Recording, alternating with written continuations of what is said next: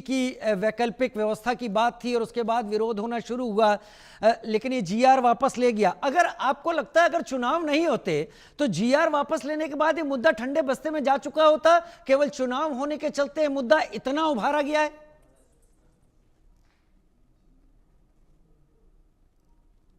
Unmute कर लें संजय भाई।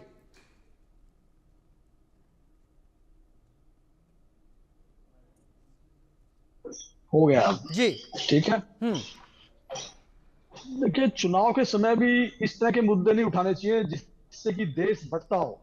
हमारे देश के अंदर राज्यों का गठन जो है वो भाषा और संस्कृति के आधार पर जरूर हुआ था, मगर वो राज्यों के गठन के लिए हुआ था। मगर जिस तरह की राजनीति आज राज ठाकरे और उद्धव जी कर रहे हैं भाषा को लेकर के, ये एक विभाजनकारी नीति है जो देश कभी भी सहन नहीं कर सकता। देखिए, बाला साहब एक ही थे। आज ठाकरे ब्रदर्स की इस तरह की राजनीति को देख करके मैं कह सकता हूँ कि बाला साहब ठाकरे एक ही थे और वो चले गए। और आज जिस तरह की राजनीति कर रहे हैं वो सही नहीं है। इस तरह की राजनीति करने से पहले इन्हें ये भी देखने की जरूरत है कि आज महाराष्ट्र के अंदर कितनी ऐसी नगर निगम है जिनके अंदर प्रशासक काम चला रहे हैं। आज महाराष्ट्र के अंदर कितनी ऐसी नगर निगम है, कितनी ऐसी नगर परिषदों का काम है जो प्रशासक देख रहे हैं। 248 नगर परिषदों का काम आज प्रशासक देख रहे हैं। इसी तरह से 147 में से 42 नगर पंचायतों का कार्यभार प्रशासकों की देखरेख में चल रहा है। ग्रामीण महाराष्ट्र में 34 जिला परिषदों में से 32 में आज प्रशासक काम कर रहे हैं। कुल 351 पंचायत समितियों में से 336 पर प्रशासक काम कर रहे हैं।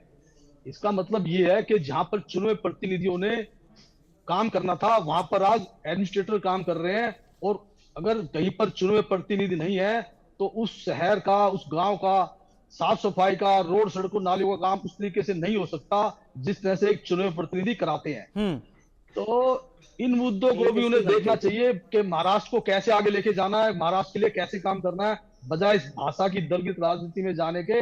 और भाषा पर तो क्लियर तौर पर सरकार ने कहा है कि वो ऑप्शनल है, क्योंकि आज 120 से ज्यादा विधानसभाएं ऐसी हैं जहां पर हिंदी भाषी प्रभावित करते हैं महाराष्ट्र को कि महाराष्ट्र के अंदर कौन रहेगा। और महाराष्ट्र के अंदर एक बहुत बड़ी आबादी ऐसी है जो हिंदी भाषी है। तो क्या वो देश के नागरिक नहीं है? और अगर उन्हें हिंदी आती है और मराठी नहीं आती तो क्या वो उनकी पिटाई करेंगे? क्या ये किसी भी संविधान, क्या ये हमारे फेडरल स्ट्रक्चर का अपमान नहीं है? नहीं, आप मानते हैं अगर जीआर वापस लेने के बाद ये मुद्दा ठंडे बस्ते में जा चुका होता अगर चुनाव नहीं होते तो?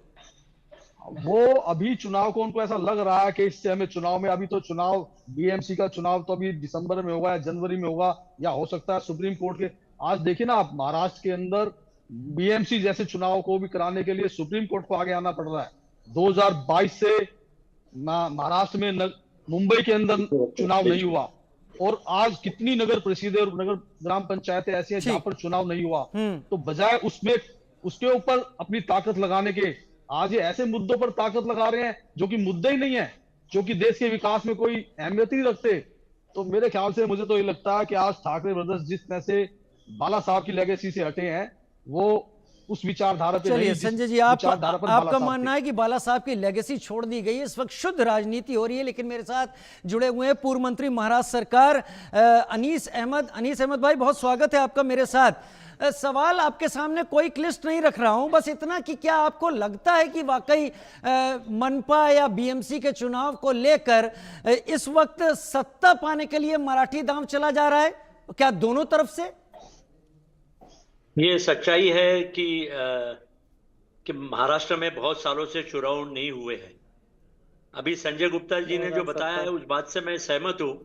संजय भाई ने कहा कि यहाँ पर बहुत सारे नगर पालिका, महानगर पालिका, बीएमसी, नागपुर, पूना, नासिक, कहीं पर भी चुनाव नहीं हुए और जिला परिषद में भी चुनाव नहीं हुए। और हर पार्टी चाहती है कि आने वाले चुनाव में, महाराष्ट्र में जो चुनाव हुए थे पिछले दिनों में, उसमें बहुत बड़ी चीटिंग हुई है। ये राहुल गांधी ने भी कहा है, हमारे प्रदेश अध्यक्ष ने भी कहा है। और किसी भी तरीके से भारतीय जनता पार्टी महाराष्ट्र में दोबारा आना चाहती है। दूसरे जो मराठी पार्टी है राज ठाकरे की, या जो भी अलग अलग पार्टियां हैं, सब अपना अपना इफेक्ट दिखाना चाहते हैं।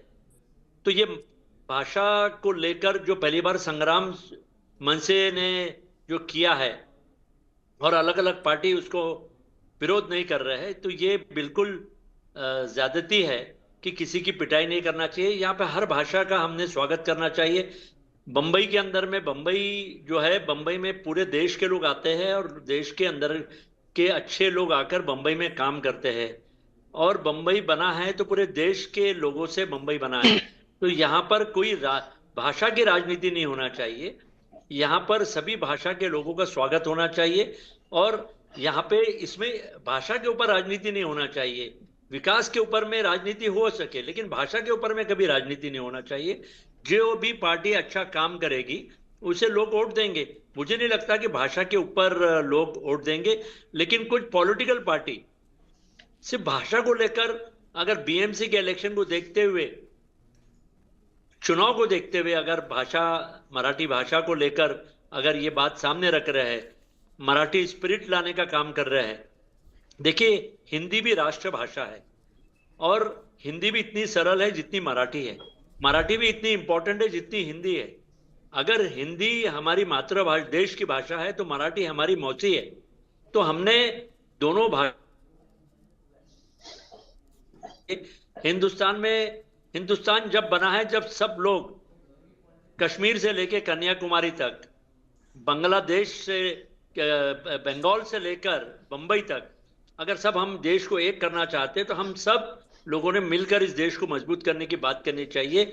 यहाँ पर किसी भी पॉलिटिकल पार्टी का भाषा को देख के राजनीति नहीं होना चाहिए। ये हमारा स्टैंड रहेगा। ये मैं आपके सामने अपना सजेशन दूंगा, सुझाव दूंगा। अनीस भाई, आप बात तो बहुत अच्छी कह रहे हैं, लेकिन ये होता जमीन पर दिख नहीं रहा है। मुझे बस इतना बताइए आप, क्योंकि आप फॉर्मर मिनिस्टर हैं, कांग्रेस ने अब तक जो रुख सामने रखा है, कांग्रेस देश की सबसे पुरानी और सबसे ख्याति नाम पार्टी, इसने देश पर सबसे ज्यादा शासन किया, महाराष्ट्र पर भी शासन किया।